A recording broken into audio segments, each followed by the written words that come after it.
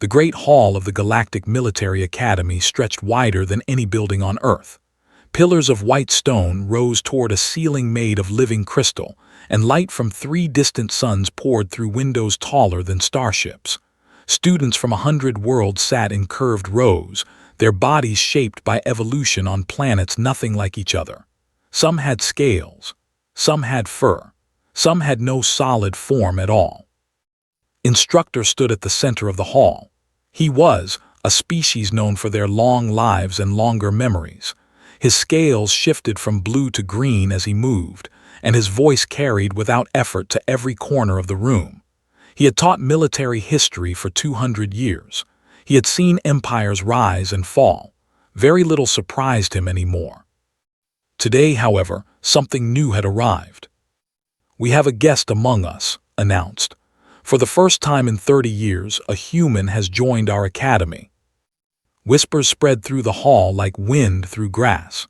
Students turned their heads, searching for this strange creature from the young world called Earth. Sat in the 3rd row near the wall. She was small compared to most species here. Her black hair was cut short and she wore the simple gray uniform given to all exchange students. Her face showed nothing. She did not smile. She did not frown. She simply watched and waited. Beside her, a named leaned closer, was with golden fur and eyes like polished amber. Her people were warriors, proud of their ancient combat traditions. "So you are the human," said. Her voice was soft but curious. "I have heard stories about your kind. They say you come from a death world." Turned to look at her. Death world. A planet that tries to kill everything on it. Extreme weather, predators everywhere, poison in your plants and animals. Tilted her head. "Is it true?" Thought about this for a moment. "I suppose so. We never really thought of it that way. It was just home." On the other side, a clicking sound drew her attention. Sat there, watching her with compound eyes that reflected the light in 100 tiny fragments. He was an species with a hard shell the color of dark bronze. His people were famous for their hive-mind coordination in battle. Alone, was unremarkable. Together, they were terrifying. "I have studied your species," said. His voice was sharp, like stones grinding together. "You have only been traveling among the stars for 300 years. My people have been an interstellar power for 12,000 years. What could you possibly teach us about war?" Did not react to the insult. She had expected this. Humans were newcomers to the galactic stage. Most species saw them as children playing at being adults. "I am here to learn," said simply, "just like everyone else." Made a sound that might have been laughter. "Then learn well, little human, and try not to embarrass yourself." Instructor called for silence, and the hall grew quiet. He began his opening lecture, explaining that this semester would focus on comparative tactical analysis. Each species had developed its own way of war. By studying these differences, students would become better commanders. "Your first assignment," said, "is simple. Each of you will present your species' greatest military victory. You will explain the tactics used and the lessons learned. We begin next week." After the lecture ended, students gathered in small groups, talking excitedly about their assignments. They spoke of the Siege of 7 Moons, a campaign that had lasted 40 years and crushed an entire rival civilization. They debated which of their legendary honor duels to present. A group discussed their conquest of an entire star system in a single, perfectly coordinated strike. Walked toward the exit alone. She did not join any group. She did not seek conversation. Caught up with her in the corridor outside. "What will you present, human? What great victory will you show us?" Stopped walking. She thought about the question carefully. "I am not sure yet," she said. "Humans have many battles to choose from." His ears flicked forward with interest. "Many? Your species is so young. How many great battles could you have?" Before could answer, appeared behind them. His hard legs clicked against the stone floor as he approached. "Do not waste your time," said. "Humans are famous for fighting among themselves. They probably cannot even agree on which battle was important. Their entire history is chaos and confusion. Looked at him. For the first time, something flickered in her eyes. It was not anger, it was not pride, it was something colder. "You are correct," she said. "We did fight among ourselves, constantly, for thousands of years before we reached the stars." She paused. "That is how we learned." His compound eyes focused on her. "Learned what?" "Everything." She turned and walked away, leaving and standing in the corridor. Neither spoke for a long moment. Finally broke the silence. "That one is strange." Clicked his mandibles. "She is human, they are all strange, it means nothing." But as he watched disappear around the corner, felt something he had not felt in a very long time.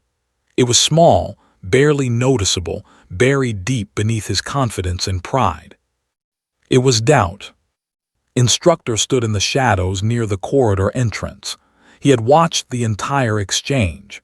He had seen the look in his eyes when she spoke of human history. He had taught for 200 years. He had seen warriors from every species. He knew what that look meant. It was the look of someone who had seen things that could not be unseen, someone who carried weight that could not be measured. Made a note in his personal file. He would watch this human carefully. Something told him this semester would be different from all the others. The week passed quickly. Students prepared their presentations with great care. This assignment was a matter of pride. Each species wanted to prove that their way of war was the best. On the day of presentations, the great hall was full. Instructor sat in his elevated chair, watching everything with ancient, patient eyes. His scales had shifted to a deep blue today, a sign that he was in a thoughtful mood.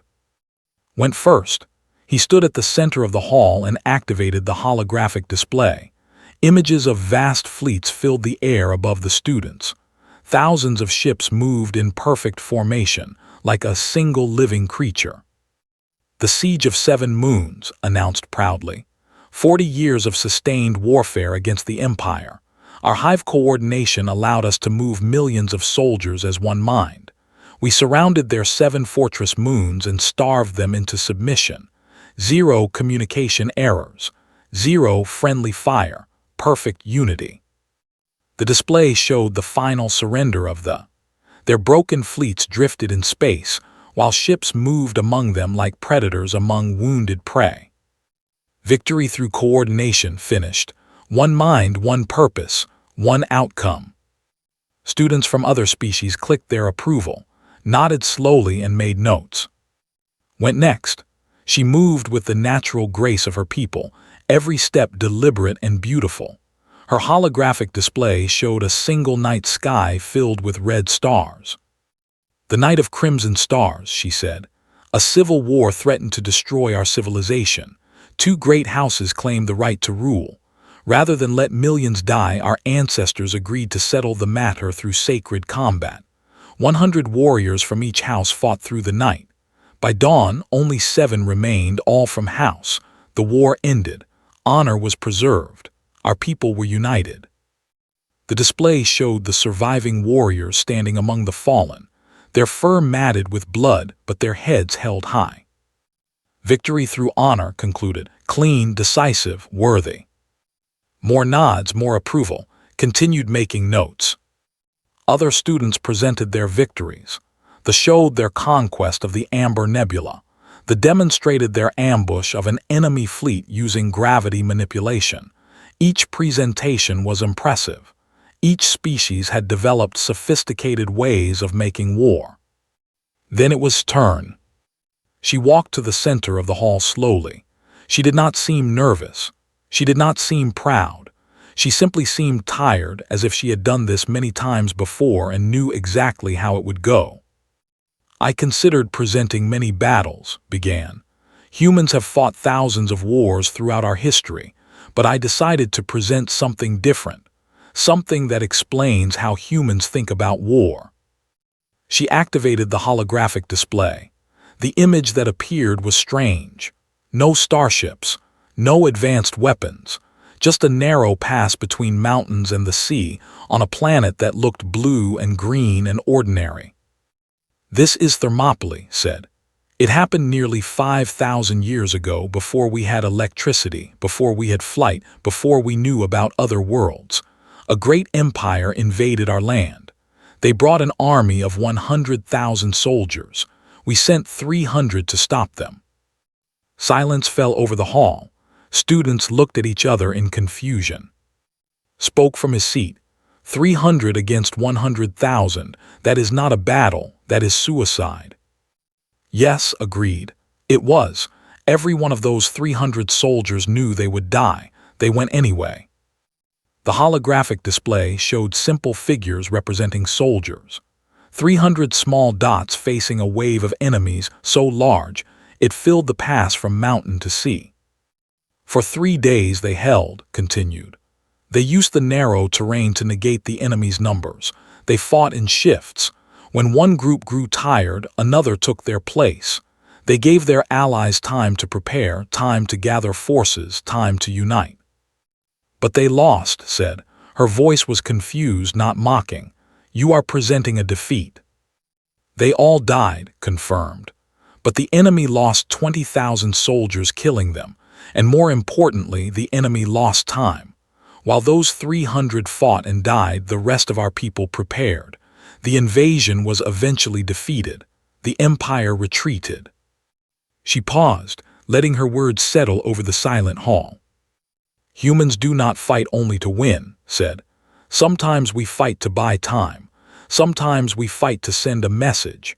Sometimes we fight simply because surrender is not something we know how to do." Made the grinding sound that was his species' version of scorn. "Any fool can die. Dying is easy. Victory requires survival. Your example proves nothing except that humans are wasteful with their own lives." Turned to look at him. Her expression did not change, but something in her eyes went very still. "You are right," she said. "Dying is easy, but choosing to die knowing you will die and standing your ground anyway, that is something different. That is what broke the enemy's spirit. They expected our people to run. They expected us to be afraid. When we were not, when we chose death over retreat, they realized something important." "What?" asked. It was the first time he had spoken since the presentations began. Turned to face him. "They realized that conquering us would cost more than we were worth, that every city would fight, every village would resist, that they could kill us all but they could never make us kneel." She deactivated the holographic display. The image of that ancient battlefield faded away. "Those 300 soldiers lost the battle," finished. "But they won the war, because war is not about killing enemies. It is about breaking their will to fight. And sometimes the best way to break an enemy's will is to show them that yours cannot be broken." She returned to her seat in silence. No one spoke, no one moved. Instructor stared at his notes for a long moment. Then he looked up at the class.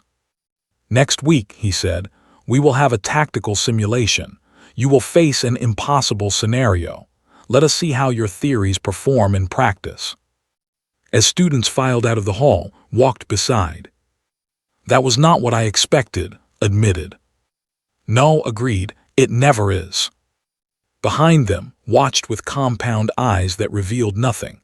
But inside his mind, that small seed of doubt had grown a little larger. 3. The simulation chamber was the pride of the academy. It could recreate any battlefield from any world in perfect detail. The walls disappeared when activated, replaced by environments so real that students often forgot they were not actually there. Today, instructor had programmed something special. "The scenario is simple," he explained to the gathered students. "You command 500 soldiers. Your mission is to hold a bridge against 10,000 enemy troops for 72 hours. Reinforcements will arrive after that time. If the bridge falls before then, you lose." Students studied the terrain displayed before them. A single bridge crossed a deep river canyon, open ground on both sides, minimal cover. The enemy would approach from the north with overwhelming numbers. The enemy has standard infantry, light vehicles, and artillery support, continued. You have infantry only, no air support, no orbital strikes, no retreat. Clicked his mandibles eagerly. May I go first, instructor? Gestured toward the simulation controls. Please. Entered the chamber. The walls transformed into the battlefield. He commanded his forces with perfect coordination, moving them as extensions of his own will. His defensive positions were mathematically optimal. His firing lines covered every approach. The enemy came, wave after wave. Soldiers fought bravely. They lasted 4 hours and 17 minutes. The simulation ended when the bridge was overrun. Unacceptable odds, said as he exited. The numbers simply do not allow for victory. Went next. She tried a different approach, focusing on in close combat where her warriors excelled. She held for 3 hours and 42 minutes. Honorable, said afterward, but impossible. One by one, students attempted the scenario.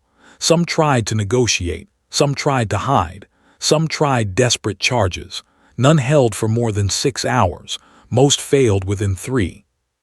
After 20 attempts, instructor called for a pause. The average holding time is 4 hours and 11 minutes. The record is 6 hours and 3 minutes. Does anyone else wish to try? The hall was quiet. Students had begun to believe the scenario truly was impossible. I will try, said. Heads turned. Some students whispered to each other, made a sound that might have been amusement. Very well, said. His scales had shifted to a curious violet. Proceed. Entered the chamber. The walls transformed around her. She stood on a hill overlooking the bridge, 500 soldiers awaiting her orders. She did not move for a long moment. She studied the terrain. She studied the approaching enemy formation in the distance. She studied the bridge itself. Then she began giving orders. First company, I need trenches dug here, here, and here. Not straight lines, curves, angles, make them confusing to navigate. Second company, begin collapsing that cliff face on the eastern approach. Create bottlenecks. Third company, gather every piece of debris you can find. We are building false positions. The soldiers moved. Students watching from outside the simulation looked confused. She is digging holes, someone whispered. The enemy arrives in 2 hours. Continued working. She placed soldiers in positions that seemed random until you looked closer. Every group had clear sight lines to support every other group. Retreat paths connected each position. Nothing was isolated. When the work was done, she gave one final order. Find their command frequencies.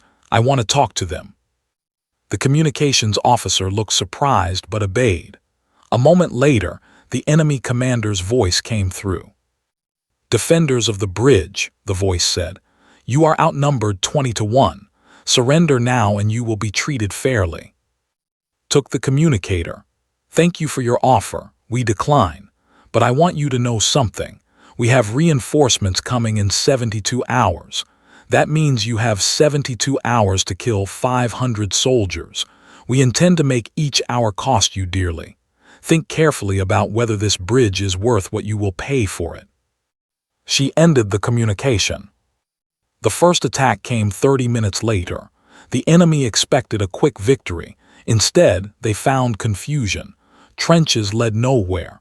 Positions they captured were empty. Soldiers who should have been dead appeared behind them, firing into their backs. Never fought fair. When the enemy massed for an assault, she collapsed structures on top of them. When they tried to flank, they found traps waiting. When night fell, she ordered strange sounds played through captured enemy radios. Screaming, crying. The voices of dead soldiers calling for help. What is she doing? Asked from outside the simulation. That is not combat, that is cruelty. It is psychology, answered quietly. She is not fighting their bodies, she is fighting their minds. Through the night kept the enemy awake. Small attacks, random explosions, just enough to prevent rest. Her own soldiers rotated in shifts. half slept while half watched. The enemy had no such discipline. Dawn came. The enemy attacked again, tired and angry, had anticipated this. She let them advance deep into her defenses, then triggered a massive explosion that cut them off from their main force. Trapped soldiers surrendered. She took their equipment and released them. Why release them? Demanded. Take hostages, create leverage. Because now they will walk back to their lines, said, and tell everyone what happened. Fear is more valuable than prisoners. Hour after hour the battle continued. The enemy commander grew frustrated. He ordered increasingly aggressive attacks. Each one cost him more soldiers than the last. His troops began to hesitate. Morale crumbled. By hour 60, the enemy had lost nearly 4,000 soldiers, had lost 200. Her remaining 300 still held the bridge. By hour 70, the enemy pulled back to regroup. Their attacks had become weak and poorly coordinated. Soldiers refused orders. Some tried to desert. The timer reached 71 hours, 71 hours and 30 minutes, 71 hours and 45 minutes. At 71 hours and 47 minutes, the simulation ended, had run out of ammunition. The bridge fell. But she had held for nearly 72 hours, against 20-to-1 odds, with 500 soldiers against 10,000. The chamber walls reappeared, walked out, her face still showing nothing. The hall was absolutely silent. Was the first to speak. How? She asked. Where did you learn to fight like that? Stopped walking. She turned to face the room full of alien students who had spent their lives studying war from books and simulations. Every human learns, she said. We have been at war with ourselves since before we had writing. Every tactic I use today, we invented because we had to, because the alternative was extinction. She paused. Your species reached the stars and stopped fighting each other. Ours reached the stars because we never stopped. She left the chamber without another word. Behind her, instructor watched with ancient eyes that had suddenly grown very thoughtful. The seed of doubt in his mind was no longer small. It had grown into something he had never felt before in his entire life. It was respect. Word spread quickly through the academy. The human had nearly beaten an impossible scenario. Faculty members who had taught for centuries requested access to the simulation recording. They watched it again and again, trying to understand what they had seen. 1 week after the simulation, instructor invited to his private study. It was a room filled with artifacts from 100 conquered worlds. Weapons hung on walls next to flags of fallen empires. Everything here represented history. Everything here represented war. The War Council has requested a full presentation on human military doctrine, said. He sat behind a desk carved from stone older than human civilization. They want to understand your species better. I told them you would help me prepare it. Sat across from him. You want me to explain how humans fight? I want you to explain why humans fight the way they do. Scales shifted to a deep, thoughtful green. Your performance in the simulation used techniques I have never seen. Psychological warfare, terror tactics, fighting against impossible odds not to win but to impose costs on the enemy. These are not common approaches. They are common for humans. Yes, that is what concerns the Council. Activated a holographic display. It showed Earth spinning slowly in the darkness of space.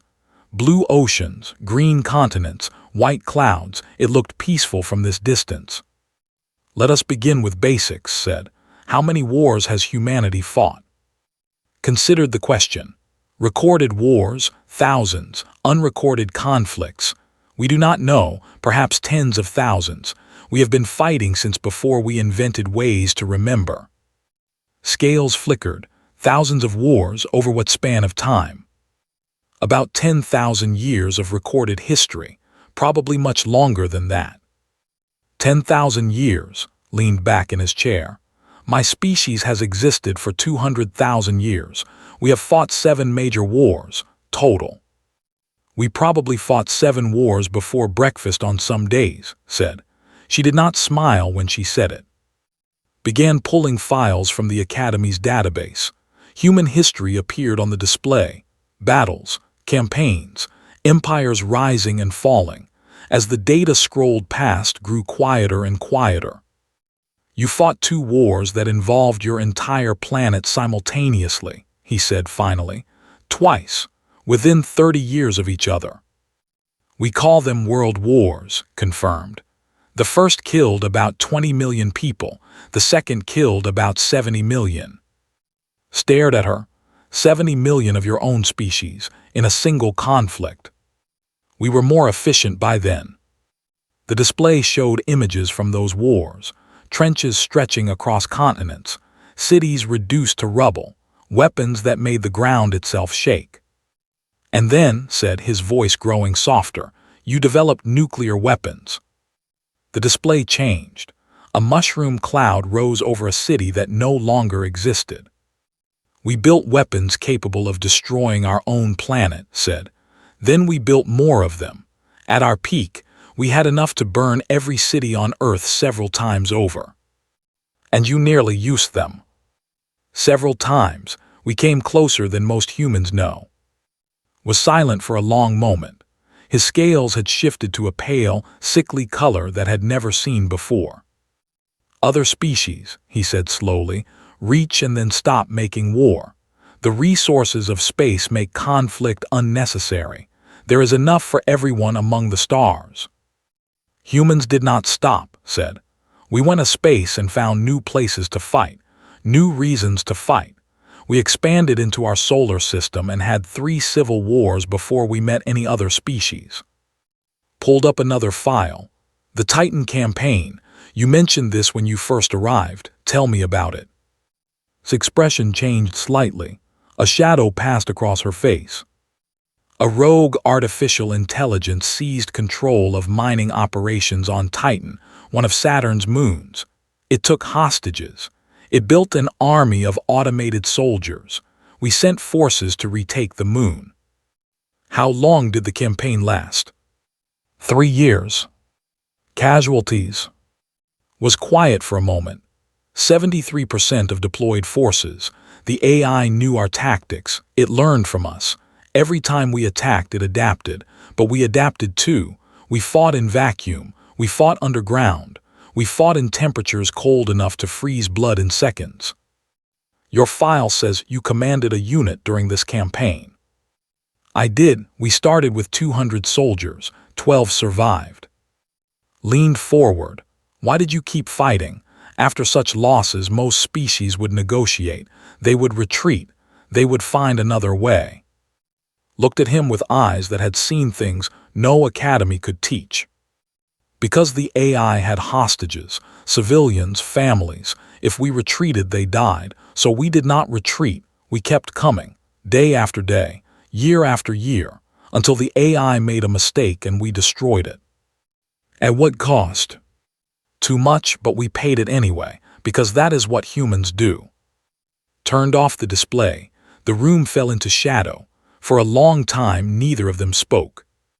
I have taught military history for 200 years, said finally. I have studied every major species in the galaxy. I have analyzed thousands of battles and campaigns, and I have never encountered anything like humanity. We are not proud of it, said. Our history is written in blood, our own blood mostly. Every lesson we know, we learned through suffering. That is precisely what makes you terrifying. Stood and walked to a window that looked out over the academy grounds. Other species fight when they must. Humans fight because you have forgotten how to stop. It is in your blood, your bones, your very nature. He turned back to face her. The War Council will receive this report. And then they will do what I did 30 years ago when we first detected your species approaching interstellar capability. What did you do? I recommended that we never, under any circumstances, go to war with humanity. He paused. The council agreed unanimously. Stood to leave. At the door she stopped. For what it is worth, she said, we do not want war with anyone. We came to the stars hopping to finally find peace, hopping that somewhere out there things would be different. And have they been? Did not answer. She walked out into the corridor and disappeared into the shadows of the ancient academy. Returned to his desk. He had a report to write. A report that would remind the galaxy why Earth, that small blue world with its young and violent species, should never be underestimated. The galaxy had faced many threats over millions of years. Empires, plagues, cosmic disasters. But nothing quite like humans. 6 months passed at the Galactic Military Academy, attended every class. She completed every assignment. She earned respect from some students and suspicion from others, but she remained an outsider. Humans were too new, too strange, too different to be fully accepted. That changed on an ordinary morning in the middle of spring. Was studying in the library when the alarms began. The sound was unlike anything she had heard before, a deep pulsing tone that made the walls vibrate. Around her, alien students looked up in confusion. "What is that?" asked. She had been sitting nearby, reading about ancient tactics. Before could answer, instructor's voice came through every speaker in the academy. "All students report to secure zones immediately. This is not a drill. The academy is under attack." The library erupted into chaos. Students ran in every direction. Some cried out in languages did not understand. Fear spread like fire through dry grass. Grabbed's arm. "What is happening?" "I do not know." Sphere had risen along her spine, an involuntary response to danger. "The academy has never been attacked. We are on neutral ground. This should not be possible." They made their way through crowded corridors toward the nearest secure zone. Through windows, could see ships descending through the atmosphere. They were ugly vessels, patched together from stolen parts. Pirate ships. A younger student, a small reptilian creature from a world did not know, grabbed her sleeve. "The instructors," the student said, their voice shaking. "Most of them are at a conference off-world. There are only junior staff left. Who will protect us?" Looked out the window again. The pirate ships were landing near the academy's outer walls. She could see figures emerging, armed figures. "How many students are here?" asked. "Perhaps 300, answered. "But most of us have never fought in real combat, only simulations." "And the raiders?" "From those ships, perhaps 400, maybe more." His mind was already working. She thought about terrain, about resources, about the enemy and what they wanted. "They are not here to destroy the academy," she said. "They are here for hostages, ransoms. They expect scared students who will surrender without fighting." "We should surrender," someone said. "We are not soldiers, we are students." Turned to face the crowd that had gathered around her. Dozens of eyes, some compound, some single, some glowing with inner light, all looked at her with fear. "If you surrender," said, "you become bargaining chips. Some of you will be sold. Some will be killed to make a point. The rest will suffer while your families scramble to pay ransoms that will only make these pirates richer and bolder." "Then what do we do?" asked. He had pushed through the crowd to stand near her. His compound eyes showed none of the arrogance she remembered from their first meeting. "We fight," said simply. "We do not know how," replied. "Not like you do." "Then you will learn, right now, today." Moved to the center of the group, she pointed at and his fellow. "Your species excels at coordination and communication. I need you to take control of every communication system in the academy. Monitor enemy frequencies. Report their movements. Be our eyes and ears." Nodded once and began gathering his people. Turn 2, "Your warriors are built for close combat. I need you to hold the 3 main inside the building. Here, here, and here." She drew a quick map in the dust on a nearby table. "Let them come to you. Use your strength." Sphere had begun to fade. Something else was taking its place. Purpose. "What about the rest of us?" the young reptilian student asked. Looked around. There were species she barely knew, abilities she had only read about, but she saw something more important than abilities. She saw willingness. Everyone has a role. If you can carry equipment, you support the fighters. If you can move quickly, you carry messages between groups. If you can do nothing else, you make noise. You shout. You throw things. You make the enemy think we are everywhere at once. She paused, looking at each face in turn. The pirates expect terrified children.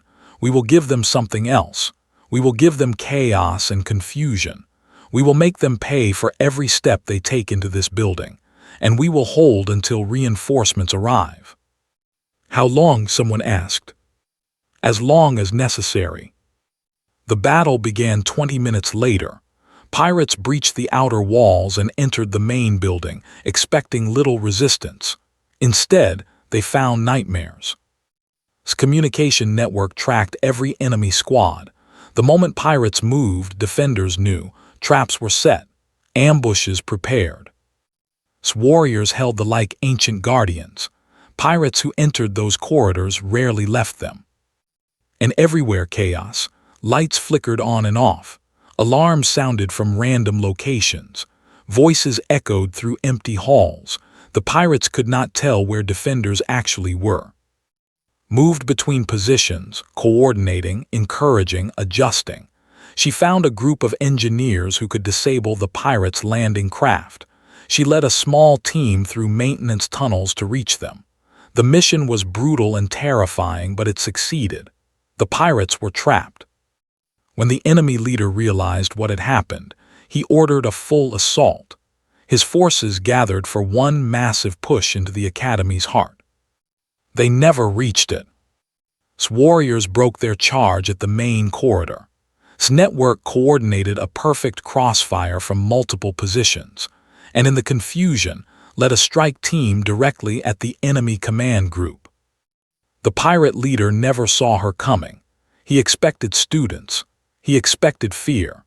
What he got was a human who had survived the Titan campaign, a human who had held a bridge for 71 hours against 20-to-1 odds, a human who had been fighting since before she could remember. The battle ended when the pirate leader surrendered. His remaining forces, less than 100 out of the 400 who had landed, threw down their weapons. When reinforcements finally arrived an hour later, they found the Academy secured. Students stood guard over captured pirates. The wounded were being treated. The dead were being honored. The admiral who led the relief force walked through the Academy in stunned silence. He had expected to find ruins and prisoners. Instead, he found young soldiers standing tall. "Who commanded this defense?" he asked. 300 students turned and looked at. The admiral approached her. He was old and a warrior from a species that had once considered conquering Earth. "You are the human," he said. "I am. I have read the War Council's report on your species. I thought it was exaggerated." He looked around at the battlefield, at the captured pirates, at the students who had found courage they did not know they had. "I was wrong." 1 month later, Instructor stood before the Academy's faculty council. He had a recommendation to make. "Has demonstrated qualities we cannot teach," he said. "Leadership, adaptability, the ability to inspire others in the darkest moments. I recommend she be offered a position as guest instructor." The vote was unanimous. On the day stood before her first class, she looked out at faces from dozens of worlds. Some had fought beside her during the attack. Others had only heard the stories. All of them watched her with respect that had been earned, not given. "War is not about glory," she began. "It is not about honor or conquest or pride. It is about survival. It is about protecting what matters. It is about refusing to give up even when everything tells you that you should." She paused, remembering a city called Stalingrad, a battle that had lasted for months, fighting in frozen ruins, soldiers who ate leather and sawdust to survive, an enemy that expected surrender and instead found something unbreakable. "Let me tell you a story," said, "about a place called Stalingrad, about humans who had nothing left except the will to keep fighting, and about why sometimes that is enough. The students listened in silence as the human began to teach, and somewhere in the back of the room and sat together, no longer doubting, no longer suspicious. Just learning. Outside the Great Hall, the three sons of Prime shone down on an academy that had changed forever, not because of weapons or technology or ancient power, but because of one small, stubborn species that refused to stay down. Humanity had earned its place among the stars, not through conquest, not through diplomacy. Through fire, through blood, through the simple, terrible truth that humans knew how to fight. And they never, ever stopped.